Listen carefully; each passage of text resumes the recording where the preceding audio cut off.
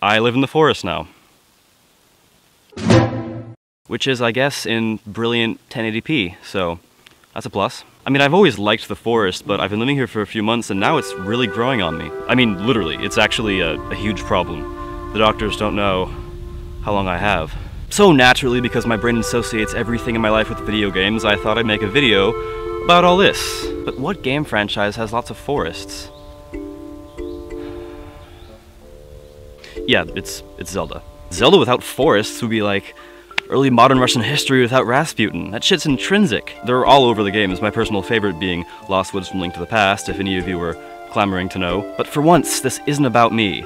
Who gives a shit what my favorite forest is? What do the forests do? Well, let's think about real-life forests. Now forests, yes, they're brimming with life, but they're also tight and limiting. You can't be doing some joyous, arms outstretched airplane run through the forest unless you want a face full of lichen. I mean, I guess you might want a face full of lichen. And that's okay. Always remember, no one can decide what you do with your body except for you.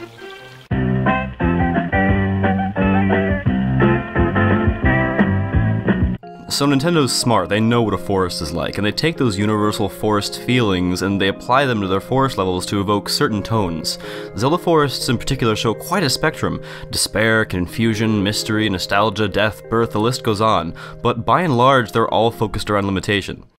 There's like a creek down there, and it kind of smells like shit, and I'm a little concerned. Let's skedaddle. And of course, Zelda's not the only forest-heavy franchise that takes advantage of tone. Practically any game with a clump of trees anywhere does that. But what makes Zelda's forests, hell, its setting special, is that they work together. Let me explain. Draw your attention, if you will, to Ocarina of Time, the best-loved game in the Zelda franchise.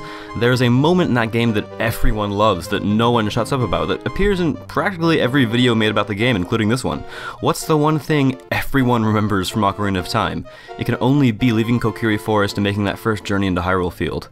I mean, wow, Ocarina isn't my favorite Zelda game, but I can see why it's everyone else's.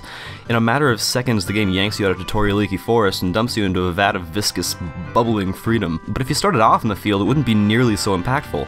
The game takes its time characterizing Kokiri Forest. It has a community, a sense of place, even its very own dungeon. If you didn't know any better, you might think the entire game happens there. It's all you've ever known, and then BAM! The contrast between forest and field serves to give you a sense of the world's scale to make Hyrule seem even bigger than it is. The juxtaposition of two settings lets you feel the full intensity of both. So, forest small, field big, forest limited, field free. Now what? The most adored game of the last 3 generations hinges upon that contrast. So, how do you possibly get more of an emotional reaction out of your player? Well, that's simpler than you might think. You take the freedom away. Caves. Dungeons. They're cramped like forests, but they lack the life and familiarity that you get in those woods. Things are dangerous. Dangerous like a disgruntled waitress at Applebee's. Everything your mom warned you about is out there, and it wants your eyebrows on a silver platter. Far cry from the rolling hills you were frolicking in a few minutes ago. It's just like the shift from forest to field in reverse. A darker atmosphere and a decrease in player agency.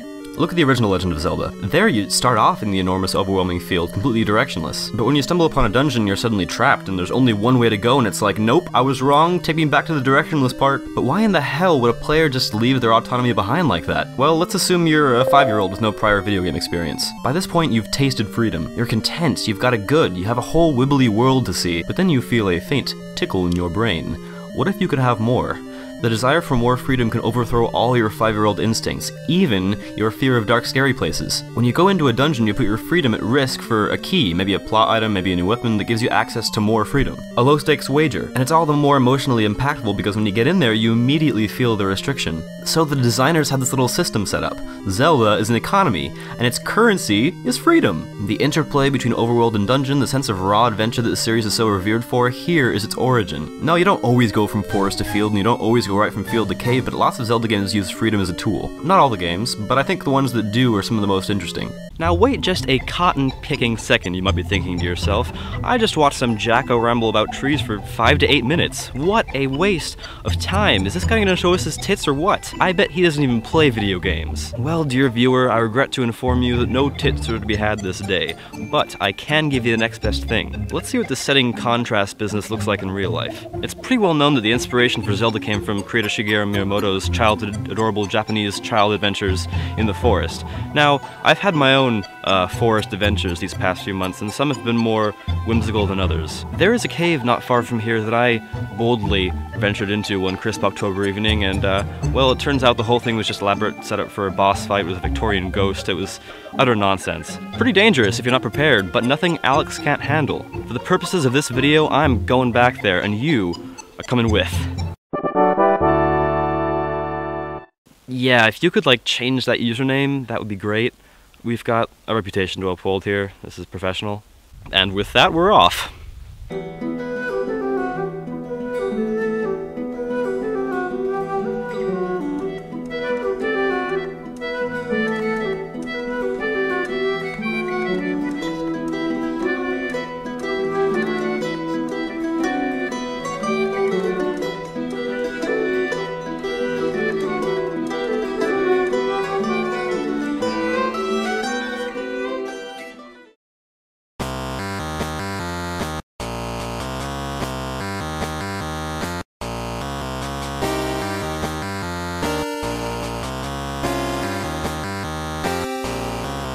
Okay, now you can say on the video that I actually went down, right? Okay, I'm totally gonna say you went down. If you put that part of the video, I will cut you.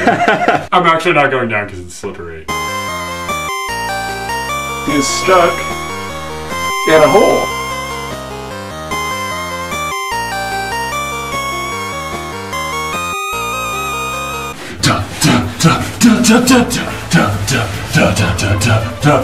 Shit! Shit!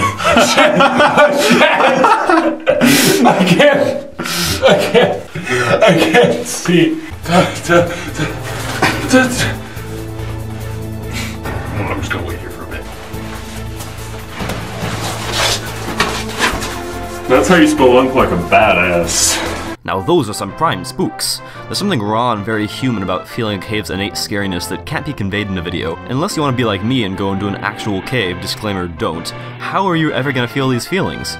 Well, how about video games? It's easy to forget that these levels we remember so fondly are based on real life. There would be no forest levels without forests. Designers, programmers, artists work together to adapt a real-life aesthetic sense of place into a digital experience, translating a feeling from one medium to another. Zelda hasn't got a deep story or complex game mechanics, but more than almost any other franchise, it succeeds in giving its player feelings, be it through setting or something else entirely. And that is what I love in a video game.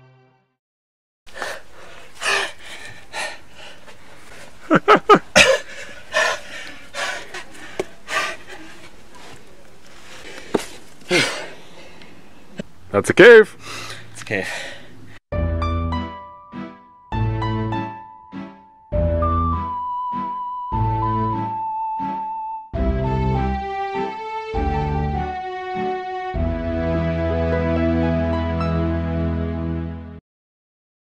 There's people walking outside.